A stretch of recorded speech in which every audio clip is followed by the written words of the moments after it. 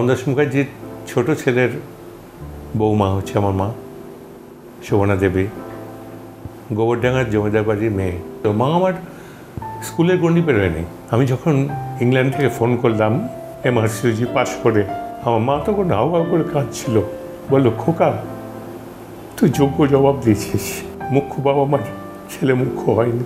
মায়ের খুব আপত্তি ছিল আমার এই থিয়েটার করার ব্যাপারটাতে। কোন হিরোইন কোথায় বুকে এসে পড়ছে মা কখনো সহ্য করতে পারে? একেবারে না। মা বললে আমার কিছু মনে হয় না আমার মায়ের মুখটা বেশি ওঠে আজও। মায়ের বড্ড ক্লোজ ছিলাম আমি। মা তো বন্ধুই ছিল, কারণ আমি কিছু লুকোতাম না মায়ের কাছে। ওই একটু একটু যখন প্রেম করছি সেটাও আমাকে বলে দিতাম। অন্নপূর্ণা, মা আমার অন্নপূর্ণা। মায়ের সঙ্গে আমার সত্যি কথা বলছি জীবনে কোনো বড় সংঘাত কখনো হয়নি।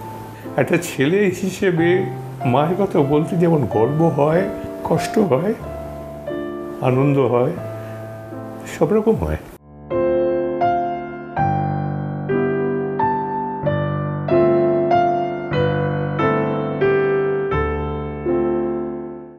আমি অনেকটাই আমার মায়ের মতো।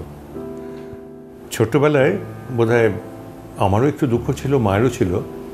আমার রঙটা একটুখানি চাপা মায়ের মতো, আর আমার বাবা খুব ফর্সা ছিলেন। আর আমি হচ্ছে কনিষ্ঠ সন্তান, সব থেকে ছোটো। আমার দাদা দিদি অসম্ভব ফর্সা। সেই জন্য যেখানে বেড়াতে যেতাম সেখানে একটা জায়গায় অন্তত ছোট্টবেলার কথা মনে পড়ে তো খুব। আমার মনে আছে কেউ একটা বলেছিল আমার মায়ের নাম ধরে, মায়ের নাম ছিল শোভনা, তো ছেলেটা কীরকম কেলে হয়েছে রে। আমার মা বলেছিল ও তো আমার গোপাল ঠাকুর, আমার মতো হয়েছে। সব কথাগুলো মনে পড়ে।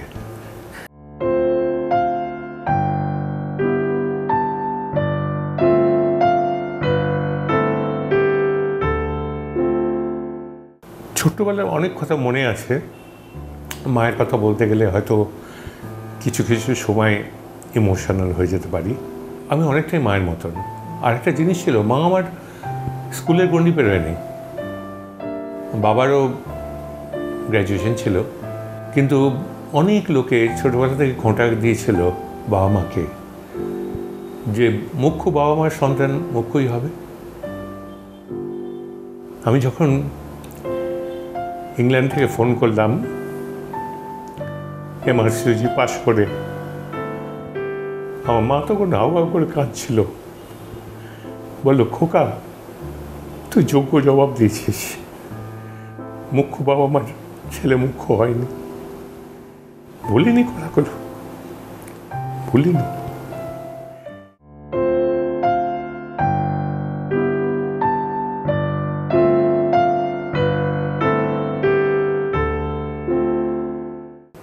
অসম্ভব সব মানুষকে নিয়ে চলতে পারত।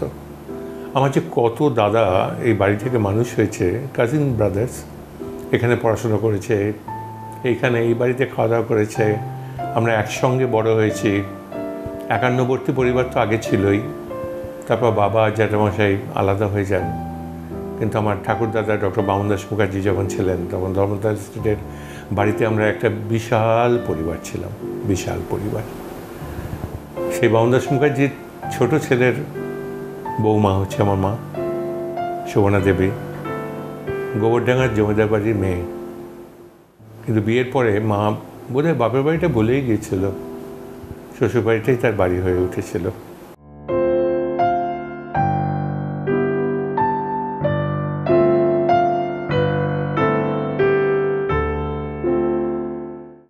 একটা অল্প আয়ের মধ্যে কিভাবে সবাইকে খেতে পেট পড়তে দেওয়া যায়। ছোট্টবেলা থেকে আমরা নিজেরা আজকালকার ছেলেদের মতো ওটা চাই এটা চাই করতে শিখিনি।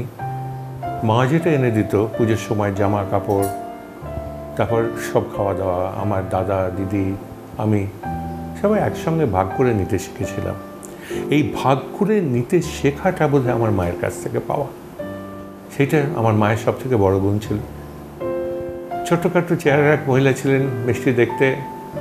আমি অনেকটাই বোধহয় আমার বাবা আর মায়ের মতো হয়েছে, দুটো মিলিয়ে, কিন্তু রঙটা যা বললাম মায়ের মতো। আরেকটা মায়ের গুণ ছিল অসম্ভব, যে ওই চট করে চেঁচামেচি করা, রেগে যাওয়া, এই ব্যাপারগুলো ছিল না। অসম্ভব একটা সহনশীলতা ছিল। আমি হয়তো কিছুটা পেয়েছি, সবটা তো পাওয়া সম্ভব নয়, চেষ্টা করি। এগুলো মেনে চলতে, সবাইকে নিয়ে চলতে ভালো লাগে।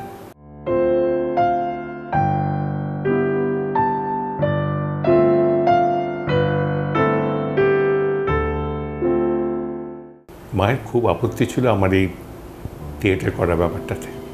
বাবার খুব সায় ছিল। ছোট্টবেলা থেকে গ্রুপ থিয়েটার করেছি। তারপরে তো 1972 সালে প্রথম সিনেমা করি আমি সিরাজের বেগম। করে মাকে তো বলিনি, লুকিয়ে করেছি। শুটিং হয়ে গেছে, দিয়ে ইংল্যান্ডে চলে গেছি। তারপরে বইটা রিলিজ হয়েছিল। তারপর অবশ্য মা মেনে নিয়েছিল, ভালোই লেগেছিল বোধহয়।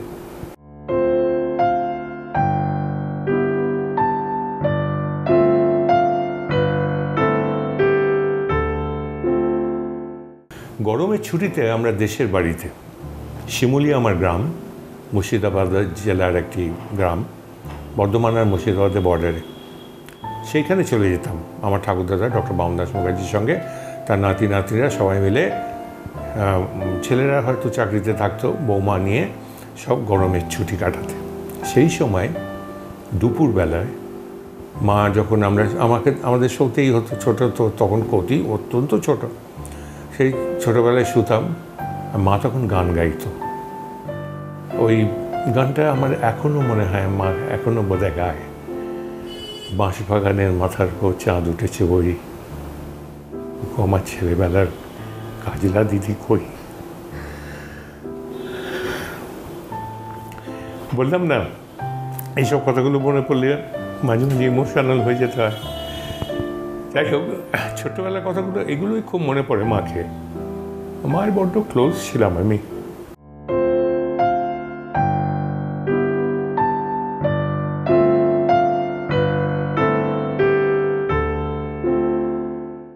চিরকাল খোকা বলেই ডাকতো, আর সবাই পেছনে লাগতো বুড়ো খোকা বলে। যখন বড় হয়ে গেলাম, ডাক্তারি পাস করলাম, তখনও খোকা। তো এই খোকা যখন বাইরে যাবে, ইংল্যান্ডে যাবে, তার আগে দাদা আমার বাইরে চলে গেছে, জার্মানিতে বহুদিন আছে, এবং একজন বিদেশি মেয়ে বিয়ে করেছে। আমার বৌদি ফ্রেঞ্চ লেডি। তো বাবা মা উঠে পড়ে লাগলো, মা বিশেষ করে, দে আর নাথিং ডুইং। বিয়ে না দিয়ে ছেলেকে ছাড়া যাবে না। ইংল্যান্ড যাও, তুমি যা ইচ্ছে করো, হায়ার স্টাডি করবে, পড়াশোনা করবে, কিন্তু বিয়ে করে যেতে হবে। তো মহা মুশকিল। তো বিয়েটাও আমার এমন যে আমার ক্লাসমেটই, একসঙ্গে আমি আর আমার বউ লীনা একসঙ্গেই পড়াশোনা করতাম।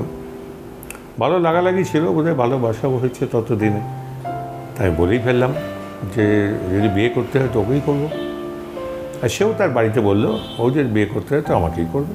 15 বছর বয়সে স্কুল ফাইনাল পাস করেছিলাম, 17 বছর বয়সে আইএসসি, 22 বছর বয়সে ডাক্তার হয়ে গেছিলাম। 25 বছর বয়সে বিয়ে হয়, 27 বছর বয়সে আমার ছেলে হয়। আমি এখন মুক্ত বিহঙ্গ। ডাক্তারি পড়তে ঢুকেছি, সেকেন্ড ইয়ার লায়ক হয়ে গেছি। তা 2 বন্ধু, আমার আরেক বন্ধু গুরুদাস, সে বলল চল। কী হবে? বিয়ার খাবো। জীবনের প্রথম বিয়ার খেয়েছি। একটা বোতল তো খেয়ে ফেলেছি, 1 বোতল বিয়ারেই তো অবস্থা টাইট। তো হেঁটে হেঁটে বাড়ি ফিরেছি।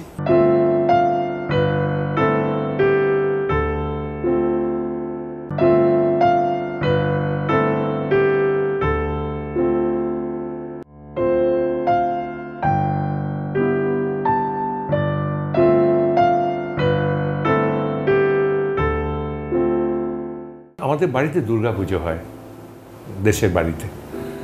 সেটা একটা বিরাট ব্যাপার। এবং আমার মা একা হাতে দুর্গাপুজোর ভেতরের যে কাজগুলো, অসংখ্য কাজ, মানে সে প্রদীপ থেকে আরম্ভ করে সে কী বলে, সেই সুতোগুলো দেওয়া, তাতে রং করা, তাতে পঞ্চকুড়ি করা, তাই সে এলাহি ব্যাপার। দুর্গাপুজো তো করলেই হয় না, তার যোগাযন্ত্র বিরাট ব্যাপার। মা করতো সব। তো এইবার যখন ফিরে এলাম, তখন তো বাবা মা দুজনেই বললো, এইটা দুর্গাপুজো তো করতে হবে। আমি বললাম হ্যাঁ, আমি নিশ্চয়ই ফিরে আসবো। আমি 78 সালে ফিরে আসি। 1979 সাল থেকে আমি পুজো করছি। আমার বাবা পাশে বসে আমায় পুজো করা শিখিয়েছিলেন। সেই দুর্গাপুজোর আমি এখনও আমাদের বাড়ির পুরোহিত। আমাদের বাড়ির ট্র্যাডিশন হচ্ছে নিজেরা পুজো করা। আমার ঠাকুরদাদা করেছেন, আমার বাবা করেছেন, এখন আমি করি। তারপর বাবা চলে গেল, 87-এ। 87-এ কিন্তু তখন আমার মাকে দেখলাম, কি রিজু এক মহিলা।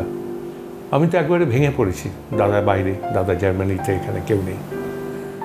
মা আমাকে সান্ত্বনা দিল, তুই এরম করলে হবে, তোকেই তো সব দেখতে হবে। সে হচ্ছে আমার মা। আমি মাকে সান্ত্বনা দিইনি, মা আমাকে সান্ত্বনা দিয়েছিল।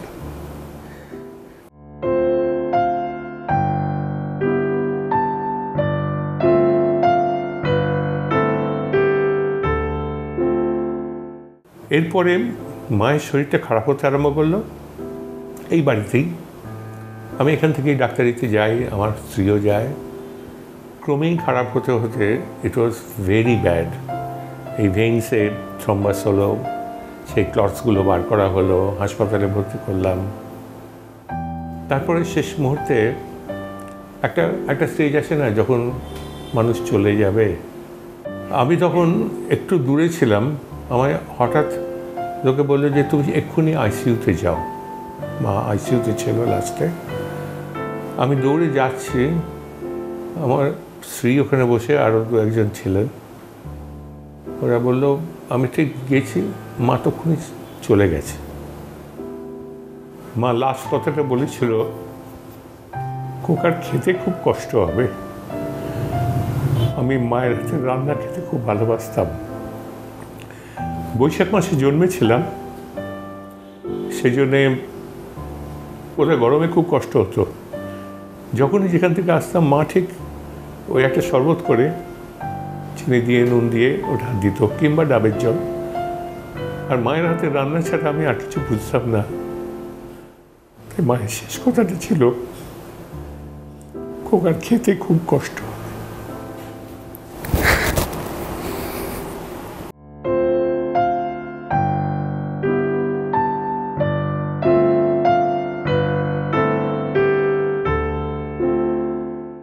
মায়ের খুব আপত্তি ছিল আমার এই থিয়েটার করার ব্যাপারটাতে।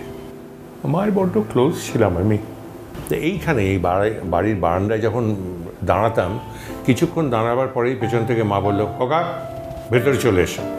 ওই পাশের বাড়ি থেকে সব ঝোঁকাঝুঁকি করছে, দেখতে পাচ্ছ না মেয়েরা।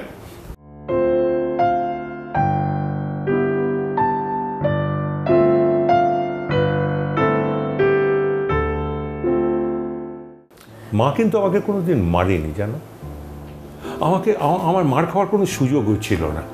আমি আমার ঠাকুরদাদার এত পেট ছিলাম, এত প্রিয়, যে সেখানে আর কি কোনো উপায় ছিল না। রোজ ঠাকুরদাদার সঙ্গে সন্ধ্যাবেলা 8টে সাড়ে 8টায় ঘুমিয়ে পড়তাম। তো একদিন আমার মা বলেছিল, বাবা আমার ছেলেটা তো মানুষ হবে না। তার আমার ঠাকুরদাদা ডক্টর বামন দাস মুখার্জি মাকে বলেছিলেন যে তোমার তো দুটি ছেলে বৌমা, তা বড়টা মানুষ হোক, এটা না হয় আমার কাছে এরকমই থাকো।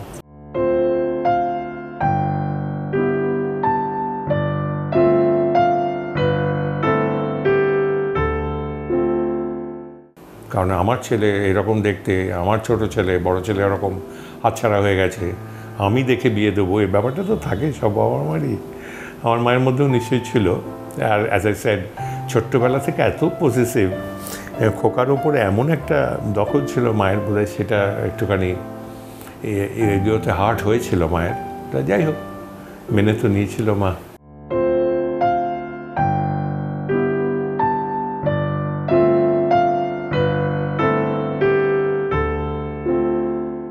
মায়ের হাতের কোনো রান্না কিছু খারাপ নয়। অ্যাজ আই সেড, একটা সময় ছিল যে আমাদের খুব একটা সচ্ছল পরিবার ছিল না, আর অতগুলো মানুষ খাবার জন্য ছিল। তখন দেখেছি আলুর খোসা, লাউয়ের খোসা পোস্ত দিয়ে রান্না করে সে অমৃত, সেগুলো আমরা খেয়েছি। তখন মাংসর কিমা এনে তাতে কড়াইশুঁটি দিয়ে অনেক বড় করে তরকারিটা করে প্রত্যেকের বাটি বাটি করে সাজিয়ে মা দিত। তো এইসব জিনিসগুলো অদ্ভুত ব্যাপার। আমরা তো ঘটি, একেবারেই ঘটি। ওই চিতল মাছের মুইঠা, সে মা যা বানাতো, সে সাংঘাতিক ব্যাপার। গোবরডাঙ্গার মেয়ে ঘটি, কিন্তু ওই যে বললাম, অসাধারণ হাত। অন্নপূর্ণা, মা আমার অন্নপূর্ণা। একদিকে মা লক্ষ্মী নিশ্চয়ই ভর করেছিল, তার নয় বামন দাস মুখার্জি ওই ছোটো বৌমাকেই সব আশীর্বাদটা দিয়েছিল দুর্গাপুজো চালানোর জন্যে। আর যা বললাম, আমাদের বাড়িতে এতগুলো ভাই আমাদের মানুষ হয়েছে। এতগুলো কাজিন ব্রাদার মানুষ হয়েছে ওই অল্প আয়তে, সেটা তো মাই চালিয়েছিল। এবং এই জন্যেই এই আমার এখন ওই ছোট্টবেলায় একটি ছেলে এসেছিলো এখানে কাজ করতে, সে এখন আমার ড্রাইভার, সেও এখন বুড়ো হয়ে গেল এখানে। সে এখনও প্রায়ই বলে মায়ের হাতের যে রান্না খেয়েছি না, সে আর এদের ক্ষমতা নেই সে রান্না করে খাওয়ায়, এখনও সেই বলে। বীরেন তার নাম। তখন আমার দাদুভাই বেঁচে 1 বছর তো এখানে ছিলেন। তো বাবার নাম ছিল গিরিজাপ্রসাদ মুখার্জি। তা বাবাকে ডেকে বলে, গিরিজাপ্রসাদ একটুখানি ওই ভেটকি মাছের কাঁটা এনো তো। বৌমা ওইটা ওই বাঁধাকপি দিয়ে ভেটকি মাছের কাঁটাটা রাঁধবে, সেও এক অমৃত অমৃত। তো এইসবগুলো এই রান্নাগুলোতে একটার পর একটা মনে পড়ে, যেগুলো মানে এখন খুব কমই পাই। আর নিরামিষ রান্না অলওয়েজ খুব শক্ত ব্যাপার, কিন্তু মায়ের হাতের মোচার ঘন্ট লোকে যে খেয়েছে সে তো ভুলবে না, বলার কথা না।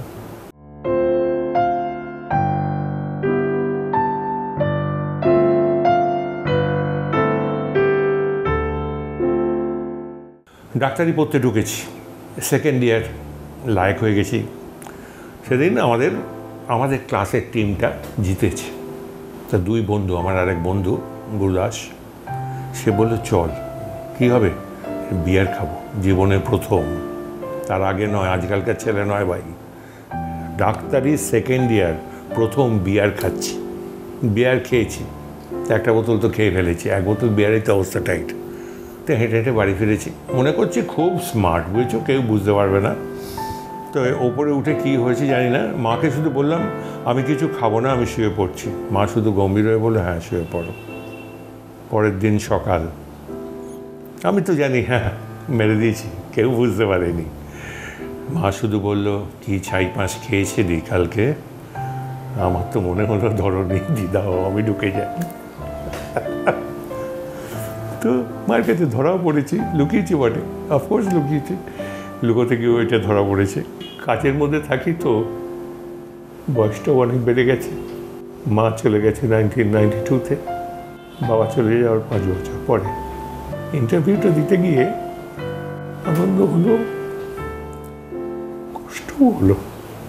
মায়ের নিশ্চয়ই ভালো লাগলো, উপর থেকে আমায় আশীর্বাদ করছে।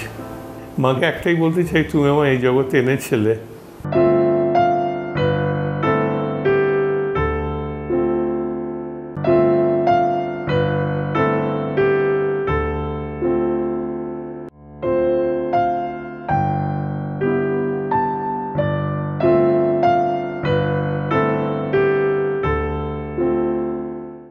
একটা কম্পিটিশান ড্রামা করতে গেলাম সিঙ্গুরে, একটা কম্পিটিটিভ এক্সামিনেশন দিলাম না। ডাক্তারি পড়ছি তখন, পাগল ছিলাম। ইংল্যান্ডের আগে বোধহয় বাসুদেব কুমার হয়ে যাত্রা দলে ঘুরে বেড়াতাম, আর ডক্টর বিডি মুখার্জি হতো না। তা সেইটা দিতে চলে গেলাম, সেখানে গোল্ড মেডেল। নায়ক দেবনারায়ণ গুপ্ত গলায় পরিয়ে দিলেন। আমার ডাকনাম হচ্ছে দুর্গা দাস, এবং তিনি বললেন, আমাদের সময়ের বিখ্যাত নায়ক ছিলেন দুর্গা দাস বন্দ্যোপাধ্যায়, আজকে আমরা দুর্গা দাস মুখোপাধ্যায়কে পেলাম। তা মা ফিরে আসার পরে প্রচণ্ড বকুনি, মানে তাতে কী হয়েছে, আমার মনে কোনো রেখাপাতি করলো না। আমরা এই তো, এই দেখো না, এই মেডেলটা তো পেয়েছি।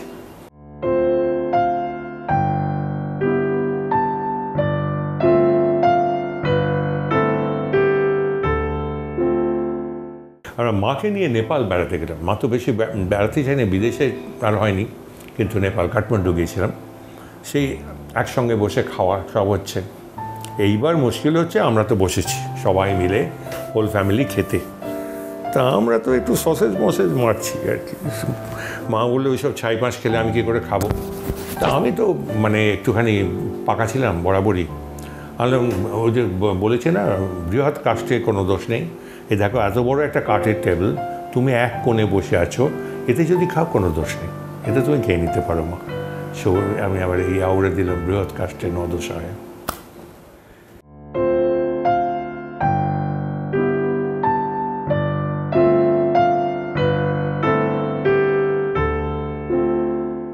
একবার একটা খুব অন্যায় করেছিলাম। একটা মা এই পুজোর সময়ের একটা জামা করা হবে সেরকম একটা কাপড় কিনেছে আমার আমার দাদার একই জামা কাপড় হতো, তো একই রকম দুজনের, সেইটা আমার পছন্দ হয়। সেইটা আমি খুব চেঁচামেচি করেছিলাম, আমি এইটা মা দেখতে দিয়েছিলাম, আমি ছুঁড়ে ফেলে দিয়েছিলাম, অত্যন্ত অন্যায় করেছিলাম। এখন বুঝি, অনেকদিন আগেও বুঝেছি অত্যন্ত অন্যায় করেছিলাম, কিন্তু এটা করে ফেলেছিলাম। কারণ আমি তখন ওই রিভোল্ট করেছিলাম, আমার পছন্দ হয়নি, তুমি এটা কেন এনেছো, এরকম একটা ভাব। তার উপর ছোটোবেলায় আমার খালি খুব নীলের ওপর ঝোঁক ছিল, জানো, নীল রঙ, যা কিছু হবে নীল। তা মা দোকানে নিয়ে গিয়ে বলে নীল ছাড়া আর কিছু পছন্দ করতো, নীল রঙের জামা ছাড়া কিছু পরবো না। এসব এক একসাথে থাকে না, ছোটো ছেলে সব বাঁদর, আমিও ছিলাম তো এরকম। তো সেই নীল ছাড়া কিছু একটা পরতো। এইগুলো নিয়ে ছোটো ছোটো সংঘাত। মায়ের সঙ্গে আমার, সত্যি কথা বলছি, জীবনে কোনো বড় সংঘাত কখনো হয়নি, কখনো হয়নি।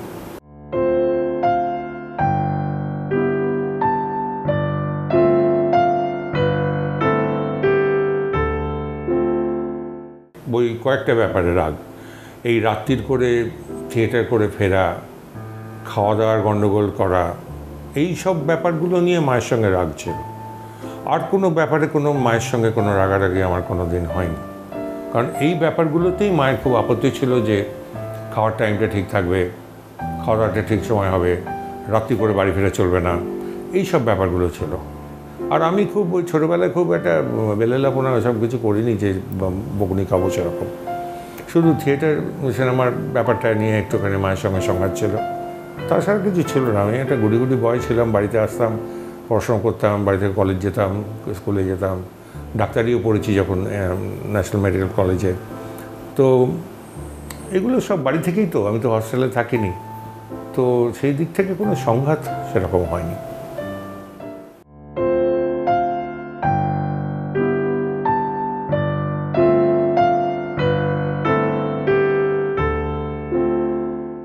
আমি তো সিরিয়াল করছি বহুদিন ধরে, বহুদিন, মা বেঁচে থাকতেই। আর সিনেমার কথা তো বললামই। পরে যখন সবাই কী ভালো লাগে বলতো, তখন মায়েরও বেশ ভালো লাগতো, এটা সত্যি কথা।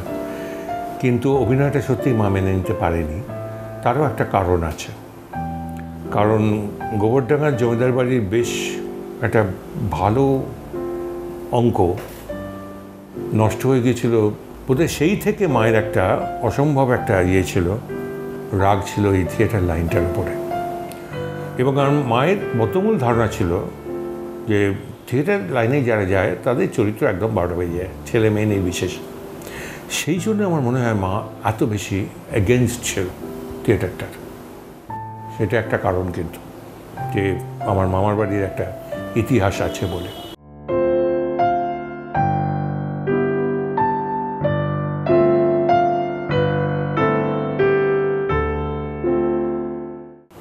মা বললে আমার কিছু মনে হয় না, আমার মায়ের মুখটা ভেসে ওঠে আজও, সত্যি কথা বলছি।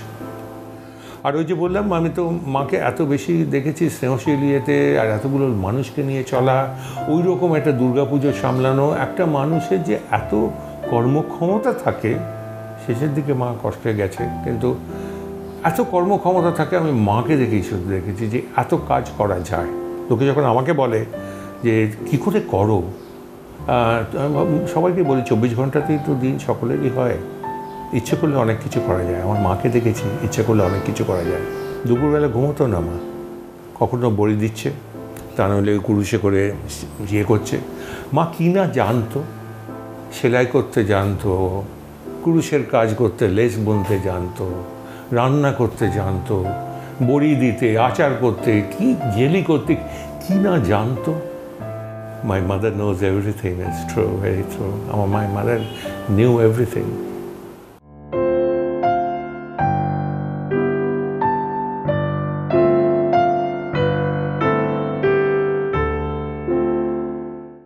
মা সেরকম কিছু প্রকাশ করেনি কোনো দিন, কিন্তু আমি যা যা করেছি মায়ের, আমার মনে হয় সবসময় পূর্ণ সম্পত্তি এবং খুবই ভালো লেগেছিল। সেই জন্য আমি খুবই কাছের ছিলাম। ওই যে বললাম খোকা খোকা করে মা একদম, খোকাকে ঠিক মা খুব একটা কারোর সঙ্গে শেয়ার করতে চায়নি। খোকা ইজ খোকা, মায়ের খোকা। সেই জন্য লাস্ট মুহূর্তে ওই কথাটা বোধহয় মুখ থেকে বেরিয়েছিল। আর সেই জন্য আমি মায়ের ইচ্ছেগুলো পূর্ণ করেছি, যা যা চেয়েছে মা করেছি। আমি এখনও চাই সবাইকে নিয়ে থাকতে, মানুষের কিছু যতটুকু পারি উপকার করতে, এগুলো পারি, চেষ্টা করি। এখনও আমার বাড়িতে এক গাদা লোক, বহু লোক দেশের বাড়ি থেকে আসে, থাকে, চিকিৎসার জন্য থাকে। আমার বাড়ির কাজের লোকেরা বিরক্ত হয়, এটা কি ধর্মশালা নাকি?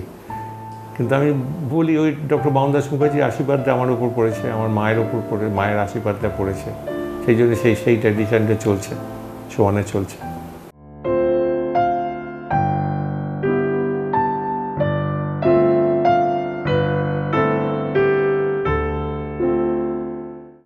ছোট্টবেলাটা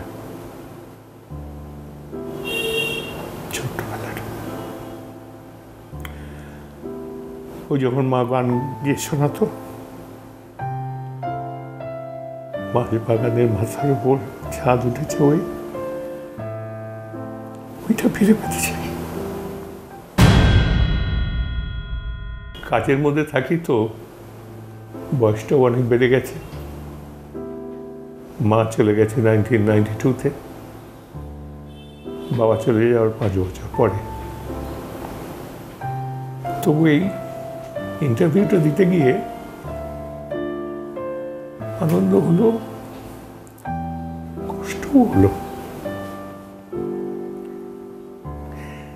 মায়ের নিশ্চয়ই ভালো লাগলো, উপর থেকে আমায় আশীর্বাদ করছে। মাকে একটাই বলতে চাই, তুমি আমার এই জগতে এনেছিলে, আমি জানি না তোমার গর্ব করার মতো ছেলে হতে পেরেছি কিনা, আমাকে আশীর্বাদ করো।